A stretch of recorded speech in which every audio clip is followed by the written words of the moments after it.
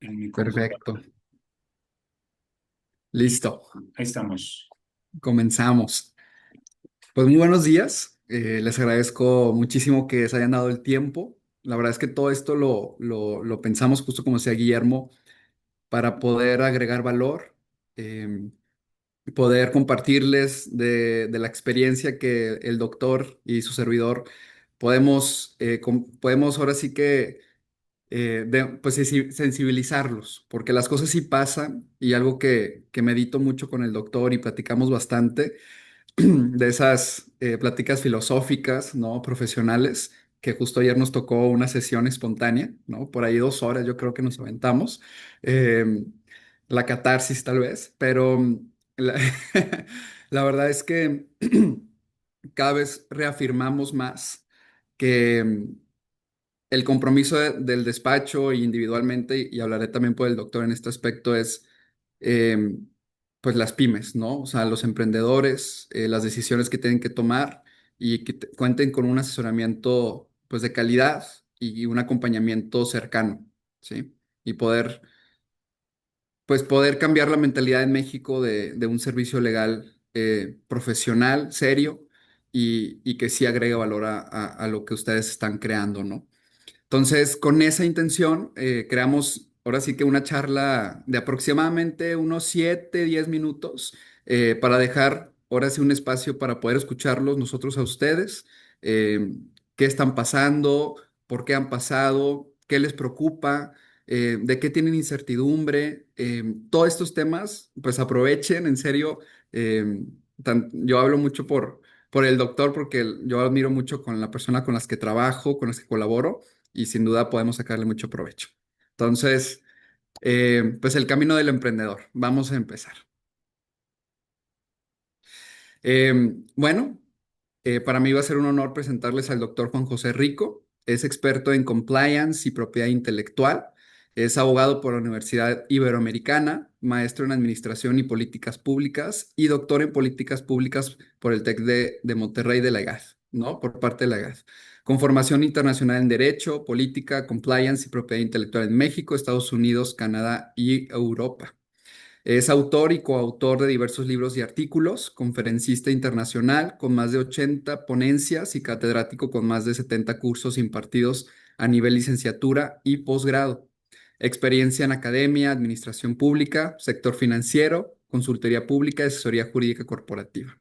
Pionero en compliance en México, desarrolló el área para una de las instituciones financieras más grandes del mundo y actualmente director de compliance y propiedad intelectual en Latham Attorneys at Law, asesorando a empresas y gobiernos en regulación interna, datos personales, entornos digitales y derechos de las nuevas tecnologías.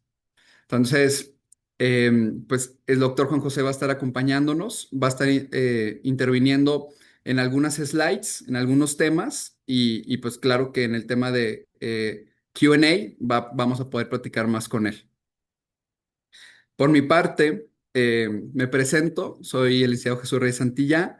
eh, yo me he especializado en Derecho Corporativo e Inversión Extranjera Directa, abogado por la Facultad Libre de Derecho de Monterrey y actualmente me desempeño como partner en Business and Corporate Law en JR Abogados, ¿no?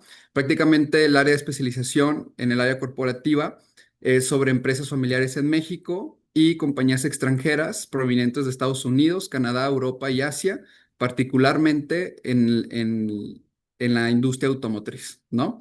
Entonces les ayudamos prácticamente a crear estrategias legales en México para su expansión de negocios.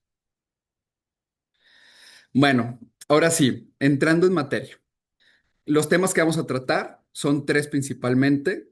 Los dividimos en actos. El primer acto que vamos a ver es corporativo y societario. Eh, Me gustaría como que enfatizar en la frase que por aquí colocamos, que es la estructura societaria es el esqueleto del negocio. Vamos a entender por qué es así. En un segundo acto, obligaciones y contratos. Eh, ¿Por qué? Porque los contratos son el lenguaje del negocio y por último, en un tercer acto, propiedad intelectual, ¿no? La marca, sin duda, es la identidad de tu negocio y vamos a platicar un poquito de eso. Y finalizamos con el Q&A para poder platicar un poquito y como les comentaba, poder escucharlos, poder platicar. y si es posible ir resolviendo dudas. Primer acto, la estructura societaria es el esqueleto del negocio, ¿sí? Les quiero platicar y me gustaría mucho que también ustedes se pusieran en una sintonía de reflexión. No sé quiénes de aquí, igual más adelante lo iremos platicando, pero no sé si son empresas, si son personas morales, si trabajan como personas físicas, pero algo que les quisiera compartir es ¿qué pasa o qué detonantes existen cuando una persona física decide constituir su empresa, ¿no?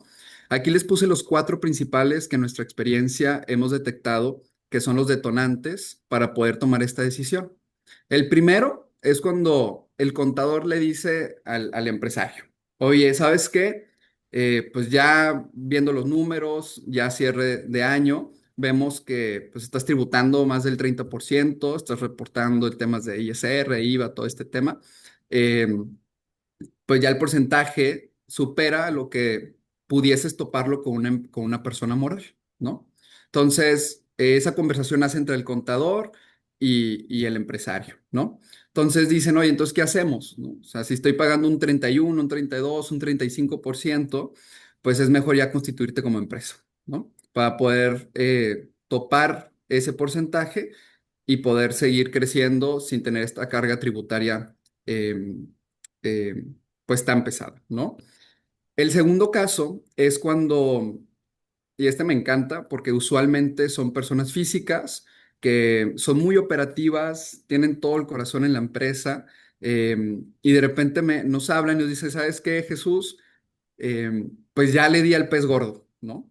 O sea, ya pude contactar a esta empresa, me dice que sí les interesa nuestro servicio, pero me doy cuenta que los requisitos en las políticas internas de este futuro cliente o potencial cliente no aceptan contrataciones de personas físicas, ¿no?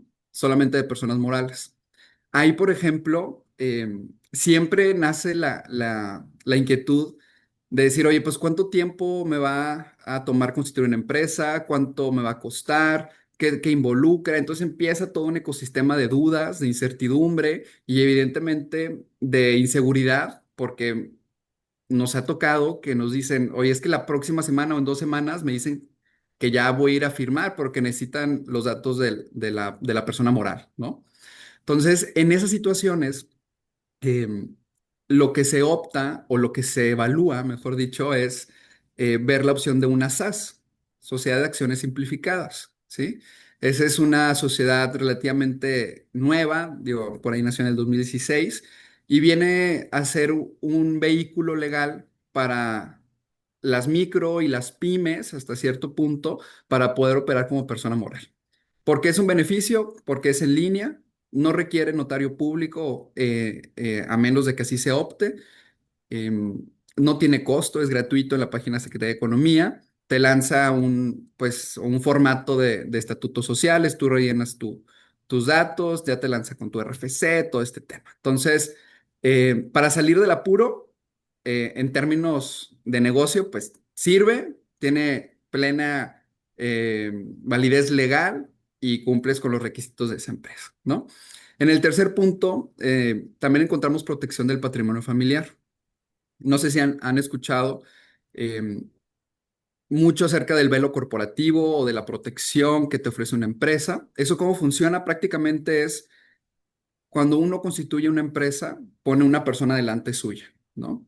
Decir, oye, pues, no sé, JR Abogados contrata a tal proveedor o contrata a tal persona o presta tal servicio y la relación legal es entre la persona moral y el cliente, ¿no? Entonces, en alguna situación que surja algún tema legal o algún tema de contractual, en ese sentido, la demanda o el conflicto va a ser con la persona moral y con el patrimonio de esa persona. Si Jesús Reyes Santillán tiene 1 millón de pesos y la persona moral tiene 100,000 y la persona que está demandando a JR Abogados dice, oye, ¿sabes qué? Pues yo te demando por 500,000 pesos. Pues bueno, ahí se levanta un velo corporativo. Aunque la persona sepa que yo como persona física puedo solventar esa deuda, en principio la responsable es la persona moral. ¿no?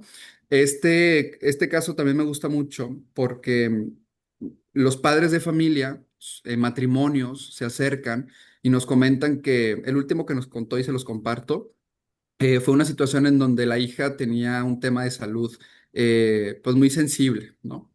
Y los padres, el matrimonio se acerca con nosotros, dice, oye, ¿sabes qué? Queremos la constitución de la sociedad para poder darle acciones a nuestra hija y que la empresa empiece a operar, ir profesionalizándola para que el día de mañana que nosotros faltemos, ella tenga un sustento, ¿sí? Y por último, el encontrarse, encontrar en tu amigo el socio ideal. Termina muchas veces en tragedias, ¿sí? Tu cuate, tu amigo de toda la vida, ves en él una oportunidad de trabajo y, o de crecimiento empresarial, o vamos a hacer esto. Ese tipo de sociedades o de acercamientos es bien necesario sentarse seriamente, porque sí nos ha tocado asesorar. Oye, es que le dije. Le dije en la reunión, cuando nos juntamos para jugar lo que sea o nos reunimos, de que ahí es la oportunidad para hacer negocio. Y ya le dije que 50 y 50, ya le dije que él se encarga de la operación y todo se habla y el día siguiente es, oye, pues ya me está diciendo que qué onda y todo este tema. A lo que voy es, sí es posible, solamente hay que tener las reglas muy en claro, ¿no? Los retos principales, hablando de este último que platicamos, el del amigo, son conflictos entre accionistas o socios, ¿sí? La falta de cláusulas de salida, porque luego es muy fácil crear sociedad, pero y luego para diluirla o salirte, pues es algo muy desgastante, ¿sí? El tema de exceso de formalidades. Hay estatutos que son un machote o que por hacer sofisticado los procedimientos, dígase, oye, cuando quiera transmitir acciones, cuando quiera celebrar cierto tipo de actos o quiera aprobar cierto tipo de decisiones operativas, se lo ve un estrés total al día a día. ¿Por qué? Porque para tomar una decisión necesito enviar una carta con 15 días de antecelación al consejo de administración o tengo que pedirle a mis, o sea, el sobreclausulado mata la operación de la empresa, ¿sí? Se pueden hacer estatutos muy sofisticados sin este tipo de sobreclausulados o de exceso de formalidades para que la empresa camine y dejar que vaya creciendo, ¿no? Sin descuidar el orden. El desconocimiento de gobierno corporativo también es algo que pasa muy seguido, ¿sí? Pactos parasociales y protocolos familiares. Este tema de tener, no sé si han escuchado, tu libro corporativo y tenerlo actualizado, ¿de qué me sirve? Pues prácticamente, ya siendo una persona moral, tus libros corporativos forman parte de tus libros contables, ¿sí? ¿Por qué? Porque dentro de tus libros corporativos hay una obligación que es celebrar una asamblea anual en donde ahí apruebas estados financieros de tu empresa. ¿Sí? Dado de que te requiera el SAT, algo que te va a solicitar son tus libros corporativos, ¿vale? Entonces, para que hayas aprobado tus estados financieros y ver la materialidad en ese sentido, ¿no? También el tema de protocolos familiares, este está bien interesante porque nos volvemos un poquito psicólogos de la familia, ¿no? Y es padrísimo poder ver y entrar ahora sí en las entrañas de las situaciones familiares y estructurarlas en un protocolo familiar. Protocolo familiar, importante recordar que más allá de una fuerza legal, tiene una fuerza moral, ¿sí? Entonces, que se va materializando por por instrumentos legales que sí tienen validez jurídica, ¿vale? Bueno, las últimas dos es la actualización de libros corporativos. Este tema Ah, siempre sale en un grito. disculpa, Sí. Jesús, disculpa que te interrumpa. ¿Puedes repetir la frase que comentabas del tema de protocolos familiares con respecto, o sea, el protocolo familiar es más un, no lo, Es un instrumento de fuerza moral ya, que legal. moral y legal. Muy bien. Y que Va. se soporta en documentos legales, que es lo que comentabas. Correcto. Ah, ya, Sí, por perfecto. ejemplo, digo, para dar un pequeño ejemplo, luego en los extremos nos entendemos. eh, Hay protocolos familiares que obligan a los miembros de la familia que se reúnan con el abuelo todos los domingos, ¿no? Ujú, ujú, ujú. Oye, ¿qué pasa si no vas? Pues no es como que te va a demandar, ¿no? No. Pero queda en una moralidad de que, oye, pues tú no estás cumpliendo, pues las empresas también fungen y tienes una tachita, ¿no? O sea, todos nos damos cuenta, ¿no? También temas más elevados en temas corporativos, por ejemplo, temas de que no pueden viajar tal vez dos personas o miembros de del misma línea consanguínea de la familia en un mismo vuelo, ¿no? ¿Por qué? Porque, digo, de no quiera, pasa algo con el vuelo y los dos son directivos de la empresa, entonces si llega a pasarles algo, pues sucede una tragedia, ¿no? Entonces, son temas morales, pero que al final se pueden materializar en un tema legal. Por ejemplo, oigan, para que ustedes puedan participar en la empresa necesitan una maestría en el extranjero, trabajar en una empresa por más de 5 años fuera de la empresa familiar, pero que se da el mismo giro y pueden ingresar, ¿no? Y ya cuando ingresen tendrán tantas acciones dependiendo de su desempeño y eso se va materializando por asambleas, contratos, etcétera, ¿no? En su momento. Pero ya la visión de la familia tiene un orden, están organizados, tienen un criterio para tomar decisiones y no hay nepotismos y todo ese tema que se presta mucho cuando el sobrino o el tío o el hermano empieza a subirse al barco de la empresa familiar. Em, y por último, la elección de tipo societario, ¿sí? Aquí el ejemplo que me gusta poner mucho es sobre el tema de cuando encuentras a una persona, ¿no? Y te convence y como que andan en la etapa del noviazgo, ¿no? Se andan conociendo, se gustan, todo este tema, y ya al mes quieren casarse. Casarse refiriéndose a crear sociedad. Aquí la recomendación siempre es evaluar caso por caso, ¿no? O sea, porque luego, pues es muy padre la primera etapa, pero y luego ya te comprometes porque crear sociedad, pues involucra un ecosistema de muchas responsabilidades entre socios o accionistas y cuando se quieren salir, pues es un tormento, ¿no? Entonces, también es importante sensibilizar esa parte. Segundo acto, y me voy un poquito más rápido. Los contratos son el lenguaje del negocio, ¿sí? Los retos principales que hemos visto y hemos escuchado es que hay contratos que son obsoletos, ¿no? O sea, por no decir que son pues de la tiendita, ¿no? Y todo esto de este rollo, pero ya en un mundo más digitalizado, pues tal vez los descargas de internet, ¿no? O le preguntas a ChatGPT, ¿no? También creo que esa es la otra. Me tocó una vez que, nunca se me va a olvidar, eh, me hablaron para un cliente que le ayudamos en algunas cosas y me dice, oye, ¿sabes qué? Renté una bodega, ¿no? Una bodega porque maneja temas de alimentos en frío, ¿no? En cadena de frío. Y me dice, renté una bodega y quién sabe qué. Me dice que yo les dé el contrato o que necesito revisarlo. Y ya le digo, oye, pues decide, ¿no? O sea, nosotros podemos ayudarte a redactarlo, o bien si ellos te ofrecen uno, lo revisamos. Pues pasan 2 semanas y oye, ¿qué onda? ¿Qué pasó? Y me dice, ¿sabes qué? Pues la verdad es que lo hice con el ChatGPT, ¿no? O sea, me encantó su honestidad, ¿no? Ya no revisé, la verdad es que ya no me dijo nada, pero al final de cuentas, sí es algo que pasa, ¿no? O sea, es una realidad.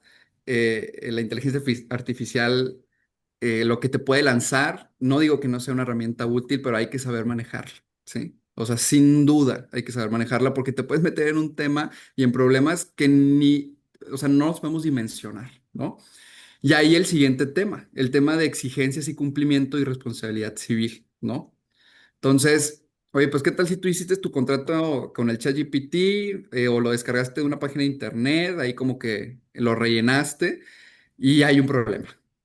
Y te dice el cliente o cualquier persona con la que contrataste, oye, pues vamos a ver el contrato. Y de repente tú te responsabilizaste por todos los daños o pusiste o una pena convencional exagerada, ¿no? O sea, ahora sí que hay de muchísimas opciones, ¿no? O sea, hay que tener mucho cuidado con eso. Y aquí le voy a solicitar la amable intervención del doctor para ver si me puede ayudar a agregar algún otro comentario o experiencia.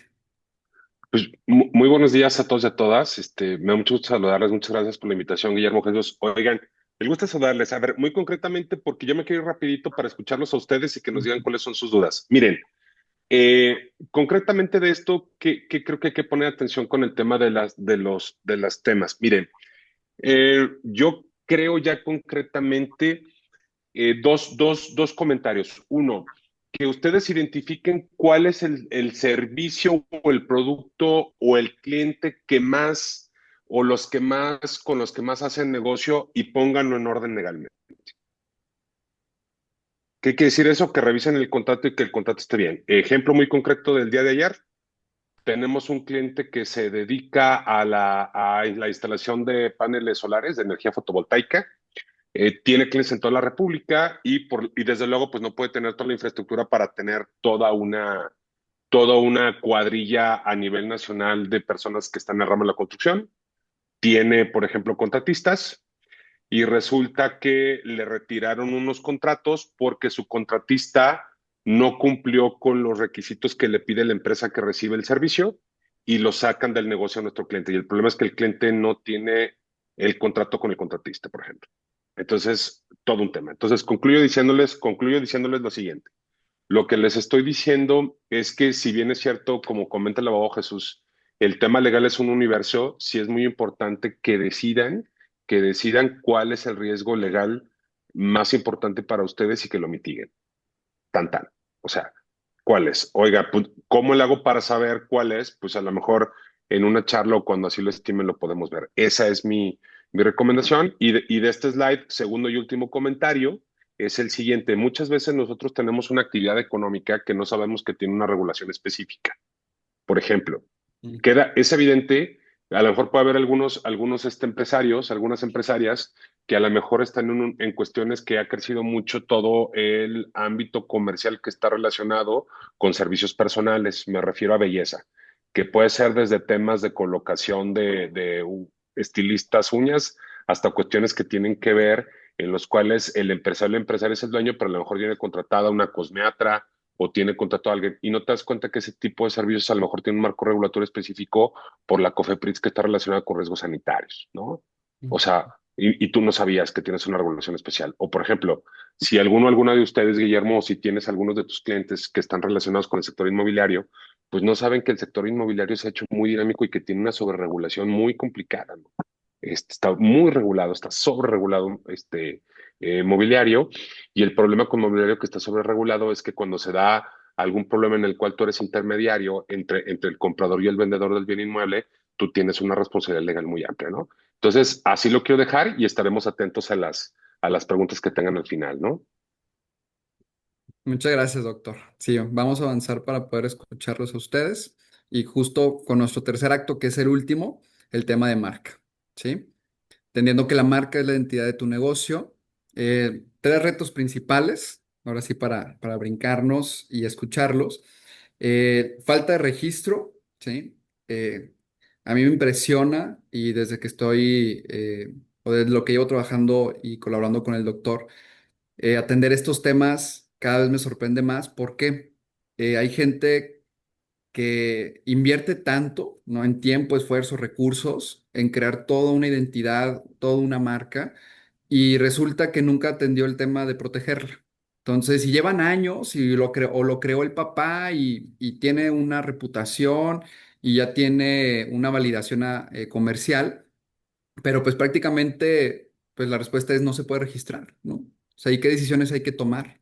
Entonces, aquí el punto ideal es atenderlo, ¿no? O sea, si ya van a crear y van a crear reputación sobre lo que ustedes van a hacer, vale mucho la pena protegerlo. ¿Por qué? Porque luego eh, alguien más puede adquirirlo o bien pueden estar violando derechos de terceros, ¿no? Sin saber. No es por mala fe ni por alguna razón similar, pero sí, sí podemos estar cayendo o encuadrando en una situación como esta.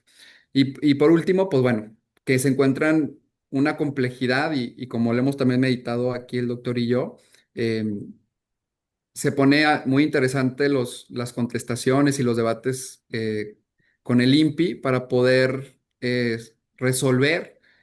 poder aclarar y poder proteger la marca, ¿no? Como se pretende. Entonces, resulta pues un tema muy complejo, muy interesante, pero que se tiene que ver también con muchísimo ojo crítico, ¿no? En ese sentido. Guillermo, sí, adelante.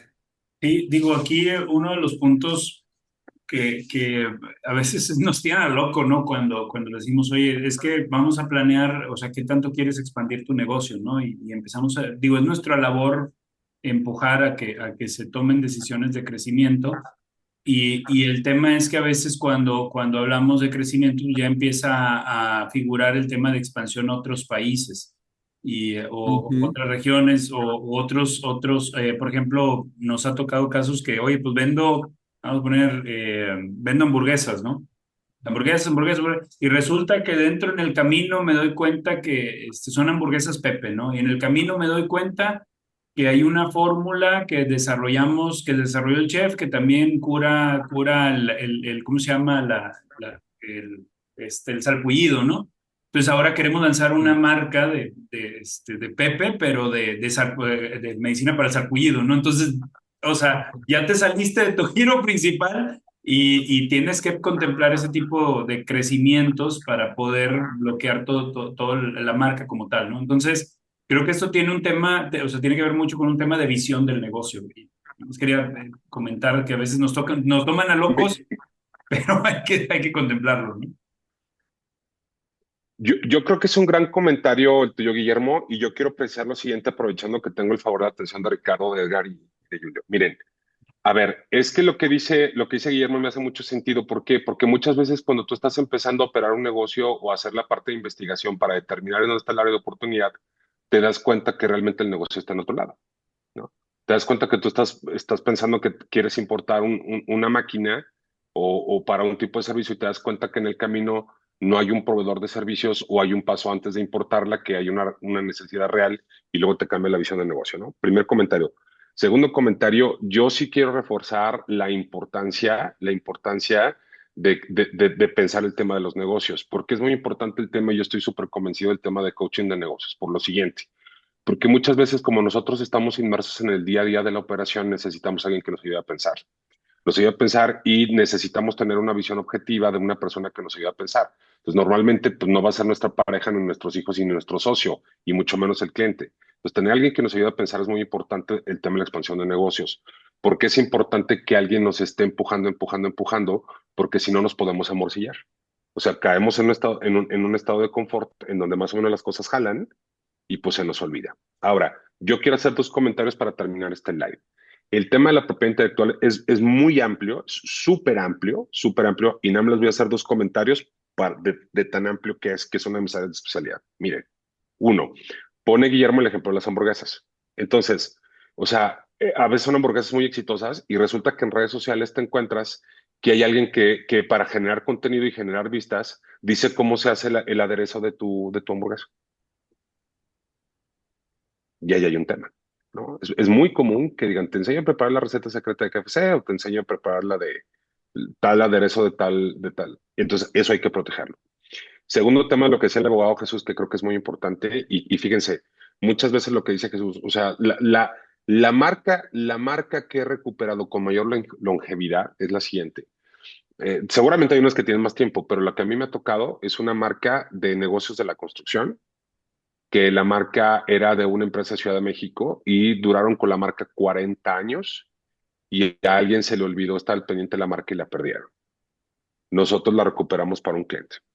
Entonces, el tema de las marcas es importante porque a final de cuentas, aunque tengas todo el tiempo y todos los recursos, recuperarla va a ser sumamente complejo. Y cuando tú tienes construida toda una infraestructura o todo un tema comercial para atenderla y no lo puedes resolver, pues es muy doloroso porque la marca no solamente representa un tema estrictamente comercial, sino que la marca también representa un tema en el cual es todo el esfuerzo de una vida, ¿no?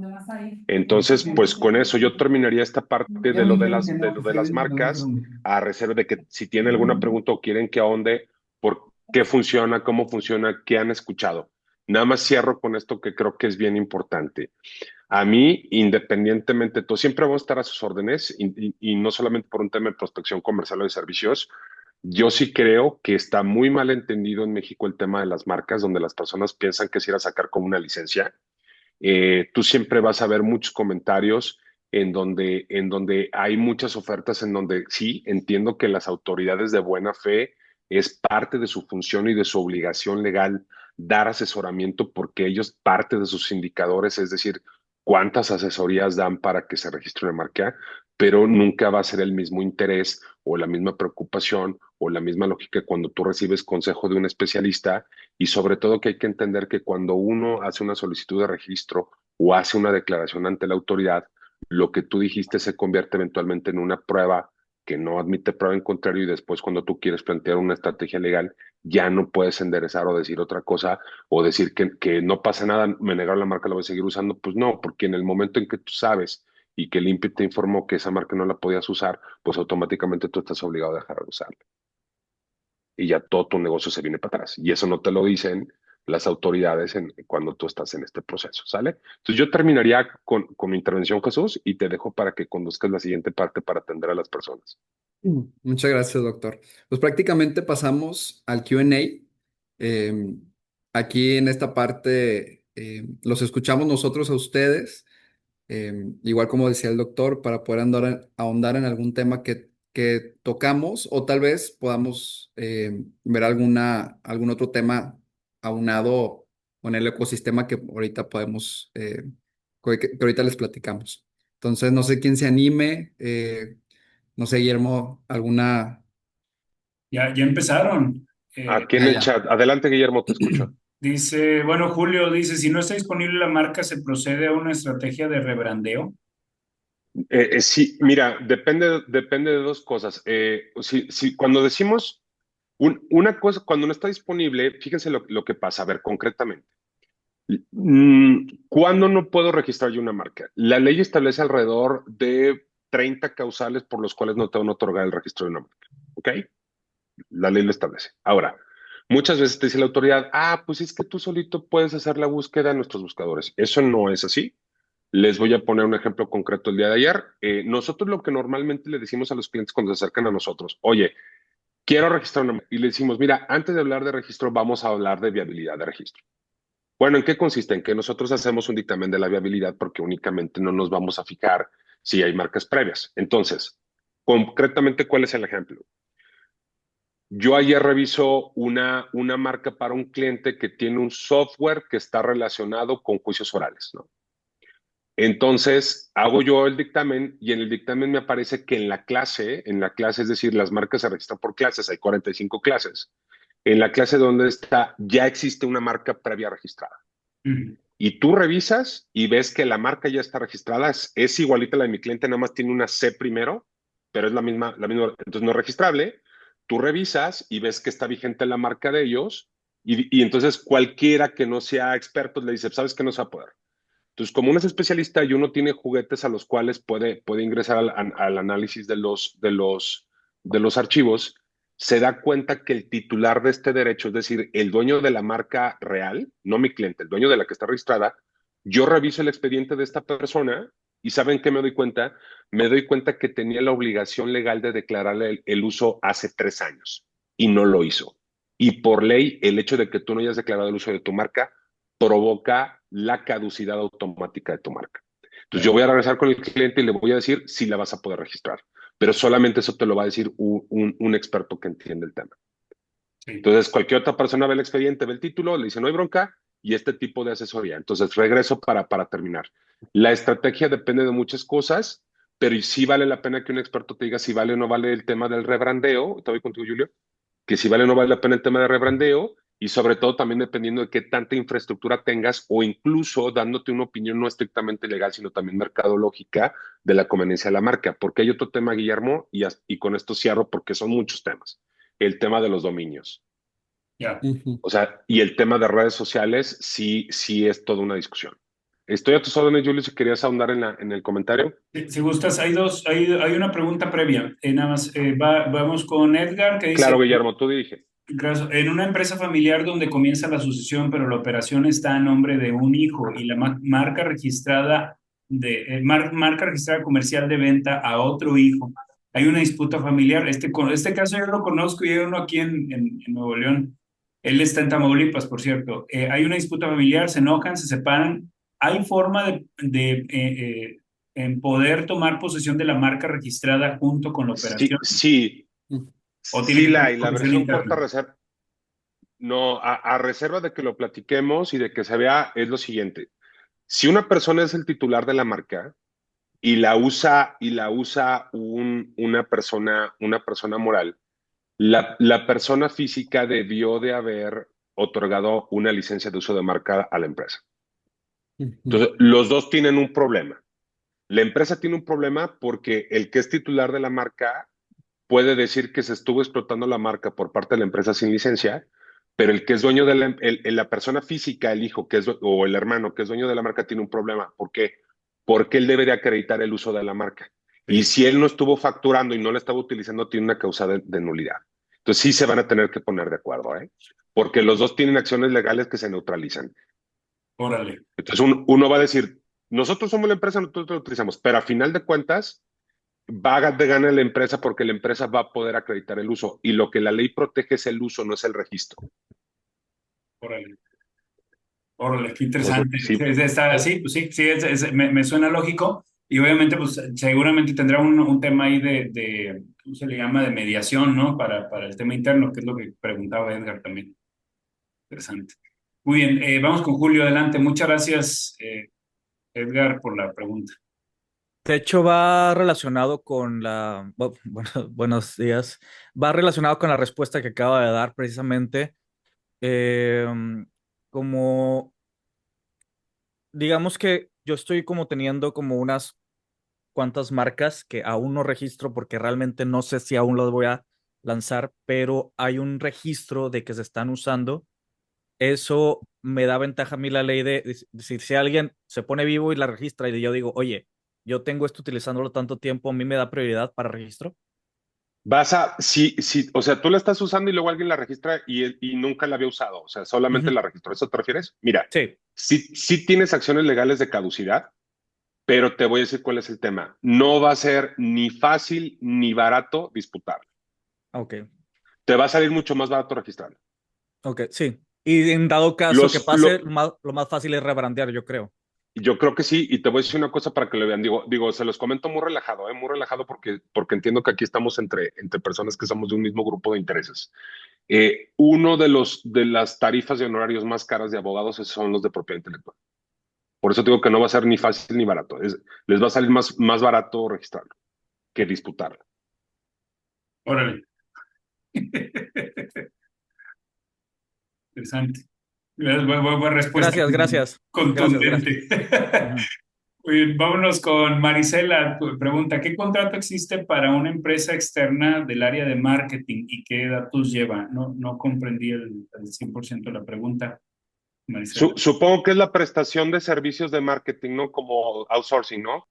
Yo también lo entiendo así. Ok. Sí, sí, sí. Bueno, si Dice quieres así es. empezar un poquito, Jesús, y yo cierro, si quieres que eso en términos generales, o tú me dices. Adelante, doctor, adelante. Y yo Pues, complemento. pues es muy sencillo. De entrada es un contrato de prestación de servicios profesionales. Hay Ujú. una gran discusión en los tribunales que si cuando hay una disputa con la prestación de servicios profesionales lo pueden hacer personas morales o no. Hay una gran discusión dependiendo si son SA o son SC. Pero bueno, eso es muy técnico. Pero te voy a decir, Marisela, qué cosas sí son muy interesantes y hay que tener mucho cuidado. Hay que tener mucho cuidado cuando tu empresa, si tú eres la que ofrece los servicios de servicios de marketing, hay que tener mucho cuidado cuando tú ofreces servicios de community managing, ¿no? ¿Por qué? Porque hay ocasiones en las que nos hemos topado en donde hay secuestros del manejo de las cuentas de redes sociales. Entonces, los temas, las disputas y las indemnizaciones, o incluso, por ejemplo, ya no te quiso pagar el cliente y tú le secuestras las cuentas. Pues no, eso es un delito, se llama ejercicio arbitrario del propio derecho. Entonces, hay que tener cuidado. ¿Qué otras cosas hay que tener cuidado? Cuando tú tienes trabajadores o empleados, o sin ser trabajadores o empleados, si los tienes por temas de freelancing, pues hay que tener mucho cuidado porque un día se te desaparece y ya no te contestan el teléfono y resulta que esa persona tenía las cuentas del manejo de las redes sociales. O sales de pleito con esa persona y esa persona te extorsiona diciendo que va a hacer una serie de publicaciones indebidas de tu cliente si no te hablas con él. Entonces sí hay que tener mucho cuidado en el tema de los contratos de community managing, así sea por parte de freelancers, es importante tener el contrato porque así te permite tener acciones legales o le dices que le habla a su abogado para que platique conmigo porque sí hacen muchas cosas, ¿eh? Se arrebatan mucho. Ese tema del secuestro ya le pasó a un par de clientes. ¿Qué Sí, hizo?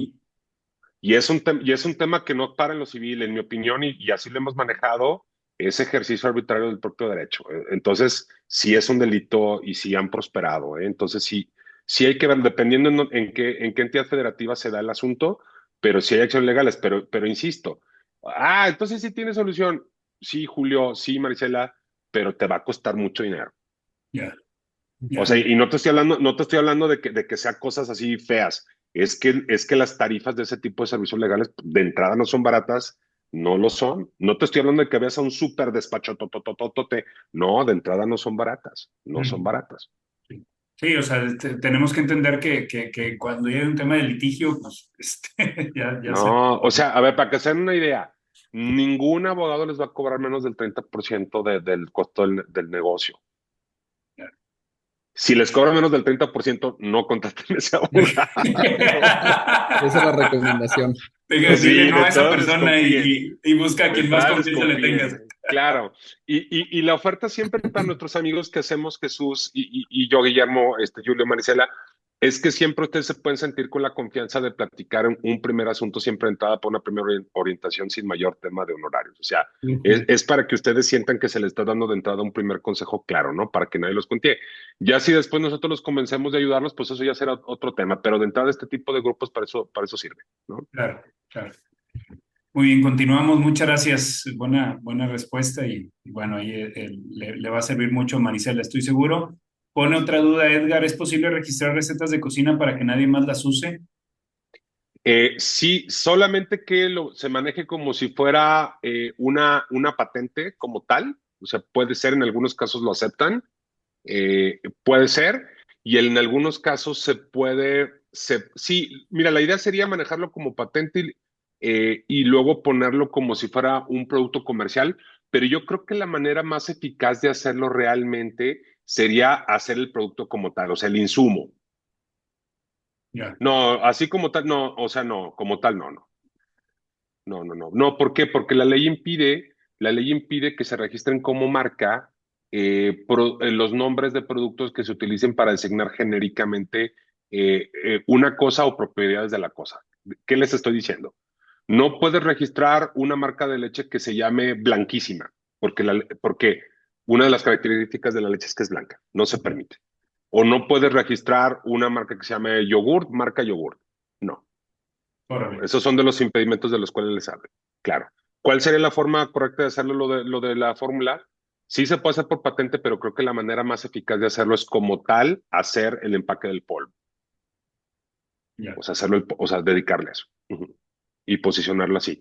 Y les digo un tema que es muy bonito. Yo estoy muy familiarizado con el tema de insumos de productos alimenticios porque nosotros le llevamos el tema de propiedad intelectual a la empresa número uno del mundo en temas de alimentarios, en temas de procesos. Es una empresa irlandesa y nosotros somos sus abogados en las Américas. Órale. Y muchas de las cosas que nosotros nos comemos están relacionadas con esto. Ujú. Interesante. Vamos ahí para Sí, que sí, tengas. sobre todo cuando le tienen que soltar la fórmula, Julio, cuando le tienen que soltar la fórmula cuando una planta local o de un país va a ser los polvitos o los insumos de muchos de los productos que nosotros comemos localmente en franquicias. Órale. Bueno, pues Sí, sí, ya sí. tienes por ahí, mi estimado Edgar, que hay que aproximarnos con ellos. Ahí está en el código QR, sin duda vas a poder tener información. Pone Lupita. Dice, ¿es posible que que a la SA se le entregue otro giro de negocio además del giro original y que no haya relación entre esas actividades? ¿O es mejor dar de alta una nueva SA? Ah, bueno, qué buena pregunta. Usualmente, sí, ahí estamos hablando de algo muy básico, importante, y básico no me refiero a que es algo sencillo. Me refiero a que es algo esencial, ¿sí? Entonces, si alguien, por ejemplo, constituye su empresa, ¿no? Y va a tener el giro comercial de comercialización de alimentos, ¿no? Eh, el objeto, ¿sí? Es la capacidad que tiene una empresa para operar, ¿no? Es su alcance. Entonces, lo que puede o no hacer, ¿sí? En ese sentido, si en algún momento llegas a decir, oye, es que esta empresa, pues también la quiero utilizar no solamente para el giro de alimentos, sino para el tema industrial o alguna otra cosa, ¿sí? En principio, se puede, ¿sí? O sea, legalmente se puede agregar esa actividad que pueda hacer la empresa. Aún así, hay un tema bien interesante que es el REPSE, ¿sí? El REPSE es en temas laborales, ¿sí? Y si tú deseas, ¿no? Que una actividad sea muy específica y si esta actividad debe estar registrada ante el REPSE, entendiéndose como una actividad exclusivamente eh, o muy específica que necesitas registrar ante la Secretaría del Trabajo para poder decirle, yo te puedo ofrecer este servicio de tu empresa, ¿no? Entonces, ahí la recomendación sería hacer dos empresas, ¿sí? Esto para mantener un orden, Ya. ¿vale? Tanto contable, fiscal y tener una operación estructurada. ¿Por qué? Y con esto termino mi comentario.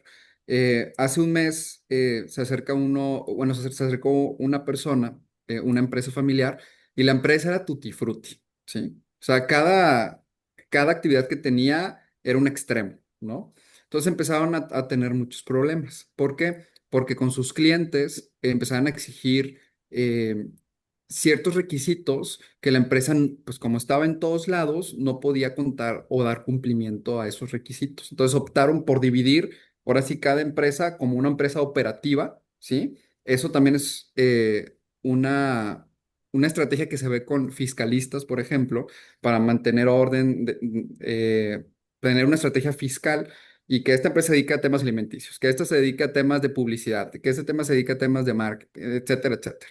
Y al final tienes una holding, ¿no? Que es la que opera y la que tiene el control de las demás, ¿no? Pero así a bote pronto, sí valdría mucho la pena escuchar qué tipo de giro sería y en ese sentido evaluar si lo pueden hacer hasta un cierto punto juntas, ¿no? Que sería celebrar una asamblea, modificar los estatutos, agregarla y operar en ese sentido, o bien ver si es más costoso operar así el día de mañana a que ya puedas constituir una empresa paralelamente. Paralela. Interesante. Ya. Y sabes que, Lupita, hay otras implicaciones de lo que precisamente está comentando Jesús que tiene que ver con lo que tú declaras ante el SAT y desde luego tener mucho cuidado lo que comentamos al inicio de la charla.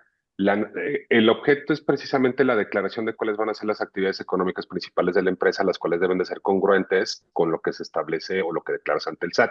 Ujú. Y lo que decíamos al principio de la charla es que hay que recordar que en muchas ocasiones las actividades económicas que tiene una empresa por giro o por sector le pueden traer una carga regulatoria. Entonces, pues cumplir con todo pues puede resultar muy retador. Y bueno, a ver, Interesante. claro, Sí. el mensaje de nosotros, recuerden que debe ser muy propositivo. O sea, de todas las intervenciones que está teniendo Jesús y su servidor, el tema es como sí, pero con orden. Ujú. Ujú. Todo se Sí, puede arreglar, sí, todo se puede arreglar, pero ya saben lo que les comenté, no es rápido ni es fácil ni es barato. Entonces, pero la idea es, sale mucho más barato lo preventivo, ¿vale? pero esto que acabas de comentar me brincó la cabeza porque, digo, me voy a ir a algo menos extremoso, ¿no? O sea, vamos a poner que tengo una comercializadora y manejo empaque, pero manejo empaque para pollo, o sea, el empacador es de carne, ¿no? Y empiezo a empacar espárrago, por así decirlo. Las regulaciones, o sea, mantener las dos regulaciones, suponiendo que se pueda, mantener las dos regulaciones va a ser una pesadilla, porque tengo que tener, pues ahora sí, los dos equipos especializados en cada una de las regulaciones y que se mantenga, y eso no es tan sostenible, ¿no? No es tan fácil. No, claro, ¡Wow! justo por ejemplo. Mm. Entonces, Yo- pero sí depende mucho de lo que dice Jesús, depende mm. mucho de cómo van planteando el desarrollo y qué hacen y listo. O sea, el chiste es como sí, pero pues hay que darnos cuenta qué implica. O sea, crecer también tiene sus retos, pero pues por eso un paso a la vez. Pues para eso estamos aquí, ¿no? A final de cuentas. Pone por aquí Julio que a registrar los huevos rancheros es un próximo paso. Pero bueno, Lupita, si el REP se nos obligó a reducir, simplificar el objeto para poder inscribirnos, ya entendí, muchas gracias, Silán. Pues bueno, híjole, me encantaría quedarme más tiempo, pero ya se nos acabó el spot que teníamos. ¿Te acuerdas, Jesús, que habíamos dicho, no, pues a lo mejor sí le dejamos una hora por si acaso, ¿no? Sí, qué bueno que sí se Este, decidió. Felicidades por esta maravillosa presentación. Eh, Mientras voy a dejar una dinámica para los asistentes, si pueden poner en el chat, por favor, con qué se quedan, qué es lo de más valor que se llevan de esta sesión, mientras tanto Jesús como, Juan nos dejan sus datos para poder localizarlos y que pues, quienes estén interesados en platicar de este tema puedan acceder a esta conversación. Adelante. Mientras todos los demás en el chat, por favor, vamos poniendo qué se llevan de esta sesión. Adelante, Jesús, ¿cómo los ubicamos? Digo, en el QR sería el vehículo idóneo. Ahí lo escanean. Son mis datos. Los del doctor no los puse por temas de tiempo, la verdad. Pero prácticamente al contactarme nos contactan a ambos, ¿sí? Y con gusto podemos seguir platicando, ¿sí? Maravilloso. Ya empezamos a poner por aquí, gracias. Prevenir sale más barato. Excelente. Sí, sin Registrar para duda. evitar riesgos altos, no solo la marca. Felicidades. Sí, un día, Guillermo y Jesús, que tengan tiempo y ganas, Edgar, me gustaría darles una charla para que ustedes vean el universo Pues de sin esquemas de problema lo protección de propiedad programamos. intelectual. O sea, Sí, sí. miren, les quiero dar una probadita. Ahora que hubo las reformas en el 2020, o sea, cosas que hemos hecho de registro súper interesantes. Colores para empaques, aromas específicos para productos.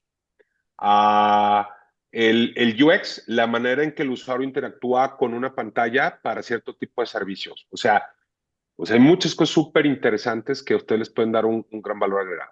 Oye, ahorita digo, ya un poquito a manera de broma, estamos en Action, estamos en un proceso de actualización de marca a nivel internacional, pero varios ya me empezaron a tirar carrilla porque nuestro logotipo, hay una forma del logotipo que es únicamente una A en rojo, con fondo blanco. Entonces pues, me dijeron, es Farmacias del Ahorro, ¿qué onda? Pero bueno, pues, ya nos traía la carrilla el otro día, pero bueno. Dice por aquí, Edgar, registrar evita riesgos, aunque no solo registrar la marca, Juan Morín, la importancia del registro de marca, qué gusto verte, Juan. Ricardo, celebración de contratos y revisión de cláusulas, maravilloso.